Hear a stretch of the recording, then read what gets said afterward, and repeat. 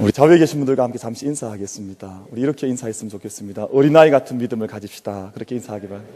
어린아이 같은 믿음을 가집시다.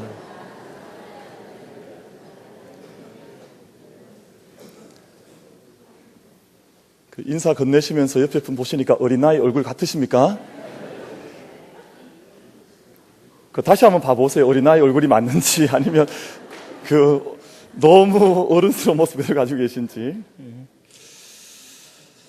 오늘 저희가 어린이 주일을 맞이했습니다만 저희 아마 어린 아이들이 각각의 그 예배실에서 예배를 드리고 있을 것입니다. 우리 만민교회가 어린 아이들을 위해서 이 땅의 청년들과 청소년들, 우리 다음 세대들을 위해서 축복하고 그들에게 길과 꿈을 열어줄 수 있는 교회로 저희가 장성해 가기를 간절히 바랍니다. 그래서 아이들이 교회 오면 행복하는 게 가장 좋죠. 아이들이 문을 열고 교회의 문턱을 넘나들 때마다 생명과 사랑을 이 재단을 통해서 깨닫게 되고 경험하게 되는 그런 교회가 되기를 간절히 바랍니다.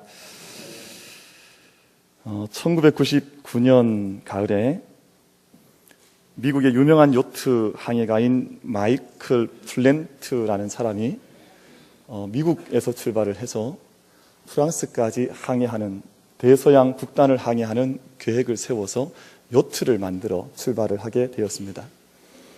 이 마이클 플랜트라고 하는 사람은 이미 전 지구를 한 바퀴 돌았던 아주 뱃사람으로서는 뛰어난 경력을 가지고 있었기 때문에 그 사람이 직접 만들어서 여행하는 이 요트 여행을 모든 사람이 훌륭하게 완성할 것이라고 하는 그런 기대를 받은 채 이제 항구를 출발하게 되었습니다.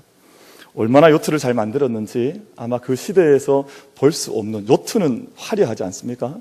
그리고 요트는 아주 고급스러운 배지요. 그런데 그 디자인이나 재질이나 그 모든 요트가 만들어진 모습을 보고 사람들이 아주 깜짝 놀란 만큼 그런 요트를 만들어서 출발을 하게 되었습니다.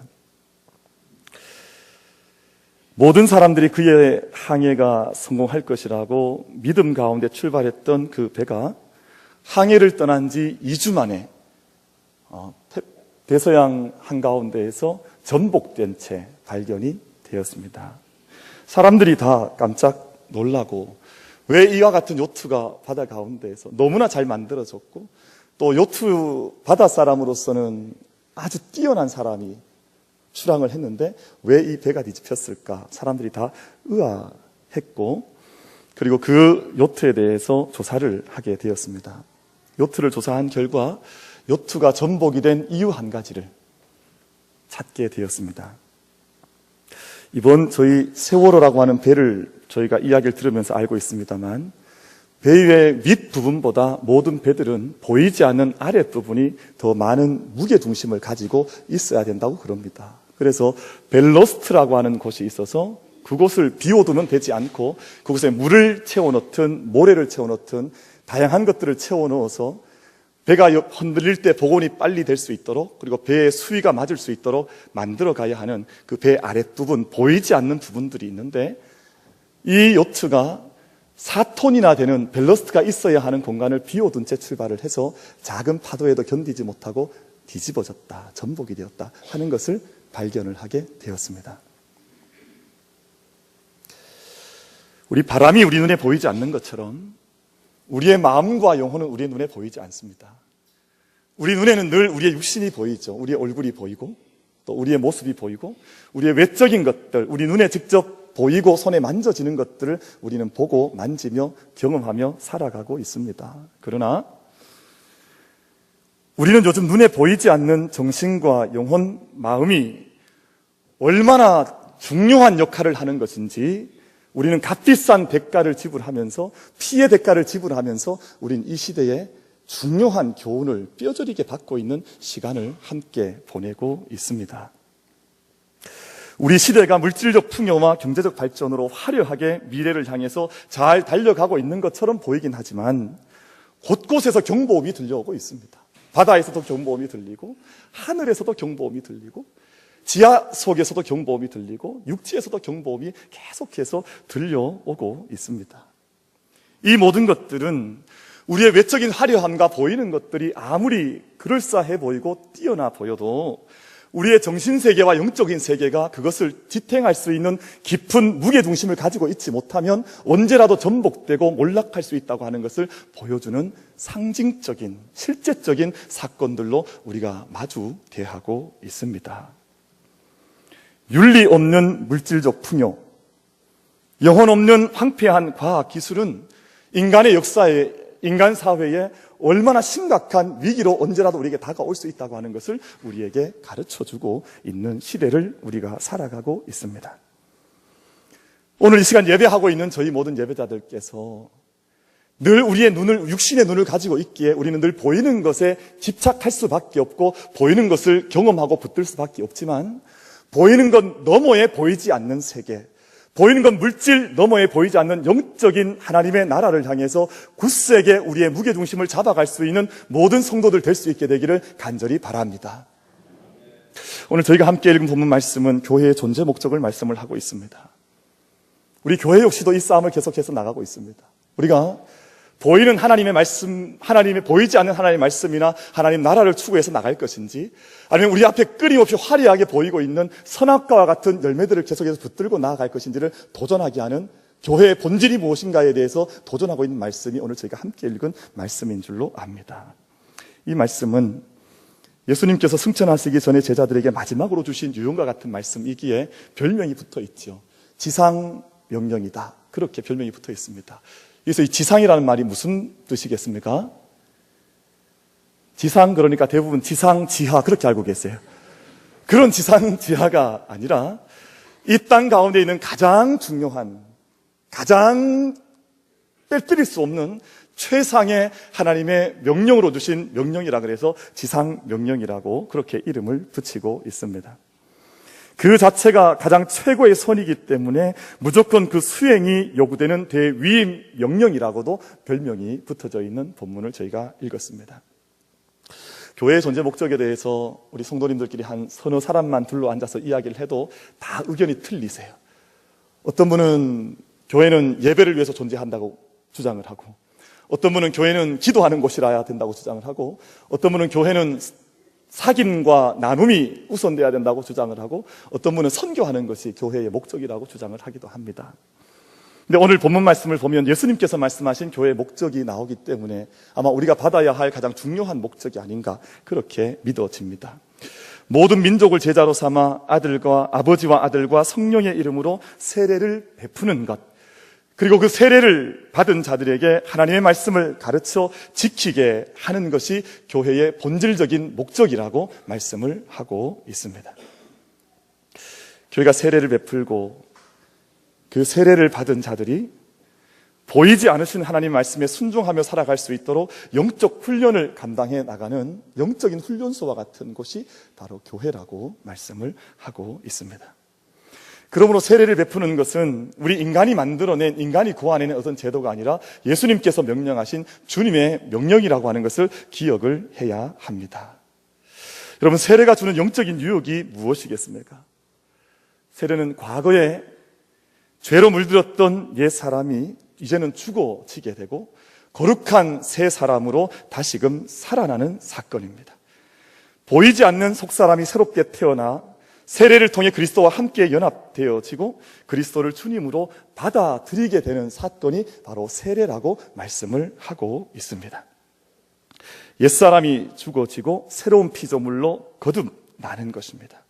이 유익이 얼마나 귀한 유익인지, 세례가 주는 이 유익을 다른 어떤 이 세상에 보이는 것들이 대체할 것이 없어서 주님께서 이 세례를 우리에게 명하셔서 수천 년 동안 우리 교회는 이 세례를 우리 교회의 중요한 성례전으로, 세크라멘토로 우리가 삼아서 지금도 실행을 하고 있습니다.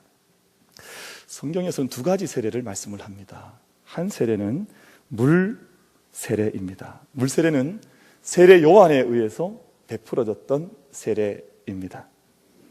요한의 세례는 예수님 당시에 요단강 속에서 베풀어졌습니다. 그래서 사람을 실제로 강물에 데려다가 강물에 푹 담궜다가 다시 이렇게 빼는 그런 세례 의식을 했습니다. 요즘 저희는 오늘 저희가 세례를 베풀겠습니다만 세례, 일정한 물을 머리 위에 올려서 세례를 베풉니다만 지금도 많은 어떤 교단들에서는 침례라 그래서 아주 사람을 물속에 푹 잠궜다가 이게 빼는 그런 침례를 행하고 있습니다. 저희도 웬만하면 침례를 했으면 좋겠는데, 그래야 제가 평소에 마음에 들지 않는 분들 물속에 좀 더 깊이 넣기도 하고 좀 더 오래 뒀다가 빼기도 하고 뭐 이렇게 할 텐데, 저희는 세례를 행하고 있습니다.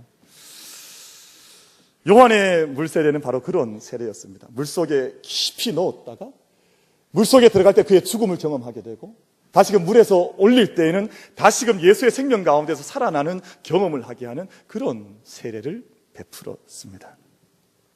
이 요한의 물세례는 회개를 강조하고 있습니다. 그리고 개인과 사회의 변혁의 방점을 찍고 있습니다. 사람이 이 세례 앞에 나올 때는 자기의 모든 삶을 회개하고 이 땅 가운데 살아가는 사회와 이 땅이 변화될 수 있도록 변혁을 도전했던 세례가 바로 요한의 물세례였습니다. 옷이 2벌 있는 사람은 없는 사람에게 1벌을 나누어 주어야 했습니다.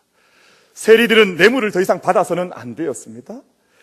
군인들은 백성들의 것을 강탈하지 못하도록 했습니다. 만약 이것들을 어긴 채 세례 자리에 나오게 되면 독사의 자식들아 너희가 너희의 화를 자초하는도다. 세례 요한이 강력하게 그들을 저주하면서 그 세례를 베풀었던 세례가 바로 요한의 물세례였습니다. 물세례에 비해서 또 하나의 세례인 성령 세례가 있습니다. 성령 세례는 눈에 보이지 않는 세례입니다. 왜냐하면 성령께서 우리의 눈에, 우리의 육안으로 볼 수 없는, 보이지 않는 분이시기 때문에 그렇습니다. 세례요한은 자신은 물로 세례를 베풀지만 예수님께서 성령으로 세례를 베풀리라고 말씀을 했습니다. 그런데 예수님은 보이도록 세례를 베푸신 적이 없습니다. 여러분, 우리 복음서에 예수님께서 세례를 베푸신 적이 있습니까? 없습니까? 주일 오전에 성령 퀴즈를 하니까 갑자기 좀 어리둥절하시죠? 예수님은 세례를 베푸신 적은 없지만 틀림없이 예수님의 공생애를 통해서 복음을 전파하시는 사건들을 통해서 성령의 세례를 베풀어 주셨습니다. 성령 세례는 성령을 받는 것이요, 성령의 능력에 사로잡히고 성령과 일치되는 삶을 살아가게 되는 사건입니다. 요한의 물세례가 개인과 사회의 도덕적인 윤리적인 변화와 회개를 가리켰다면, 성령 세례는 보이지 않는 부분들, 우리 눈에는 보이지 않지만 영적인 변화들, 내면의 깊은 영적 변화들, 본질적인 존재의 변화를 요청하고 이끌어갔던 것이 바로 성령의 세례였습니다. 오늘 저희가 함께 물세례를 베풀고 함께 우리가 물을 머리 위에 올린다 할지라도 오늘 저희의 세례가 그저 보이는 부분만의 물세례가 아니라 성령 세례가 이곳에 임하여서 모든 성도들 위해 그들의 심령 가운데, 내면 가운데 뜨거운 변화가 강력하게 일어나는 이 세례식이 되기를 간절히 바랍니다. 여러분, 세례는 새로운 영적 여행의 시작입니다. 여행에 관한 말 가운데 그런 말이 있습니다. 여행은 가슴이 떨릴 때 하는 것이지 다리가 떨릴 때 하는 것이 아니다. 그런 말이 있습니다. 그럼 여행을 하려고 하면 내 가슴이 두근거릴 만큼 내 안에 뜨거운 열정들과 감동이 있을 때 그때 여행을 하는 것이죠. 다리가 떨릴 때는 여행을 할 수가 없는 것입니다. 여러분, 세례 역시 마찬가지입니다. 세례는 새로운 영적 여행의 시작입니다. 근데 우리 성도님들 가운데 간혹 세례를 미루고 또 미루셨다가 언제 세례를 요청하냐 하면 병원에서 병상세례, 임종세례를 요청하는 분들이 있습니다. 물론 병상세례와 임종세례가 하나님의 구원의 은혜가 동일하게 임하는 것이기 때문에 병원에서, 우리가 교회가 아니라 병원에서, 병상에서 세례를 베풀어도 그 세례는 동일한 효력을 가지고 있는 세례입니다. 그러나 그 구원의 약속을 가지는 그 뜨거운 영적인 여행을 왜 꼭 굳이 그때 가서야 하시냐 하는 것입니다. 여러분, 우리가 모든 믿음의 이 아름다운 여행의 시작인 세례를 오늘 우리 믿음의 삶에 가장 뜨거운 힘과 열정이 있을 때 나에게 물세례이든 성령세례이든 뜨거운 성령의 은혜들이 우리에게 임할 수 있기를 오늘 이 시간 결단하고 그 은혜를 사모할 수 있는 우리 모두가 되기를 간절히 바랍니다. 여러분, 세례는 누가 받을 수 있는 것입니까? 세례는 모든 면에서 흠이 없고 완전해서 받는 것이 아닙니다. 오늘 우리 세례 받는 분들이 계신데요, 모든 삶이 다 완전해서 오늘 세례 받는 것이 아닙니다. 착각하시면 안 됩니다. 그리고 또 한 가지 생각해야 할 것은 세례를 받는다고 해서 세례 받는 그 순간 그 사람이 완전히 성화되어서 거룩한 사람이 되어지는 것도 사실은 아닙니다. 세례는 우리의 영적인 여행의 시작인 것입니다.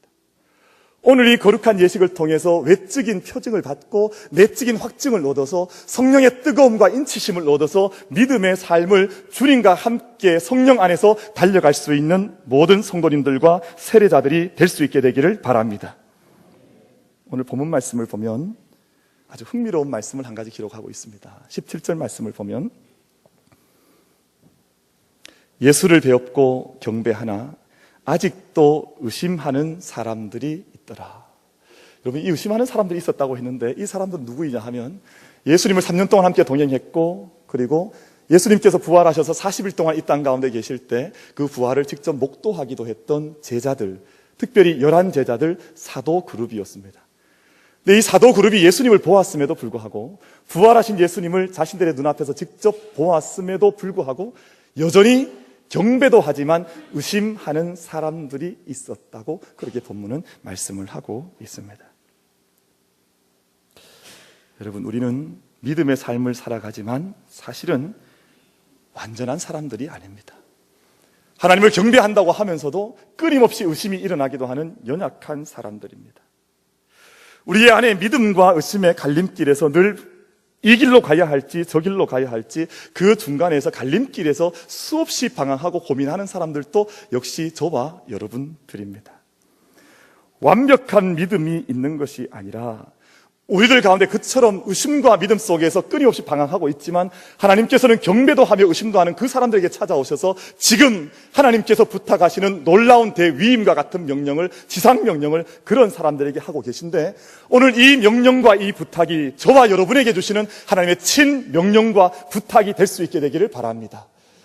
여전히 우리에게는 부족함이 많이 있지만, 부족함이 있는 우리들이지만 하나님께서 멀리하지 않으시고 세례를 베풀어 주시고 우리에게 하나님의 위임을 해주시고 대명령을 우리에게 베풀어 주고 계시다고 하는 사실입니다.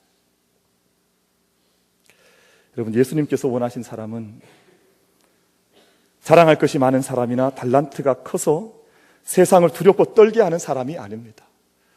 어떤 사람들처럼 교주의 행세를 하며 자기의 수완과 힘을 통해서 온 세상 물질을 움켜잡고 그 물질로 세상을 타락시키고 더럽히고 어둠으로 만들어가는 그런 이들을 하나님께서 사랑하시는 것이 아닙니다.